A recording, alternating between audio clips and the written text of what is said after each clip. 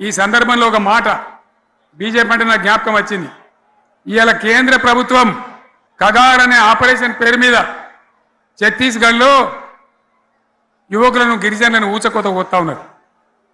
అది ధర్మం కాదు. వీళ్ళు ఏమవుతున్నది, నక్సలైట్లు ప్రతిపాదన పెడుతున్నారు. మేము ప్రభుత్వం దగ్గరకు వచ్చి చర్చలు చేయడానికి సిద్ధంగా ఉన్నాము అంటున్నారు. నేను కోరుతా ఉన్న కేంద్ర ప్రభుత్వాన్ని, బలమున్నది కదా అని చంపుకుంటా పోవుడు కాదు, అది ప్రజాస్వామ్యం కాదు. ఆపరేషన్ కగార్ వెంటనే ఆపేయండి. వాళ్ళని పిలిచి, ఆ నక్సలైట్లను పిలిచి డెమోక్రటిక్ స్పేస్ ఇచ్చి చర్చలు జరపండి. వాళ్ళు ఏం మాట్లాడతారో చూడండి. అది కూడా నల్లనా తెల్లనా దేశం ముందరికి రాని. కానీ అట్లా కాదు, మొత్తం ఏరి పారెత్తాం, కోసి పారెత్తాం, నరికి పారెత్తాం అంటే మిలిటరీ ఉన్నది మీ దగ్గర కొడతారు. కానీ ప్రజాస్వామ్యం అనిపించుకోదు. ఈ మాట ఢిల్లీకి ఉత్తరం పంపిద్దామా?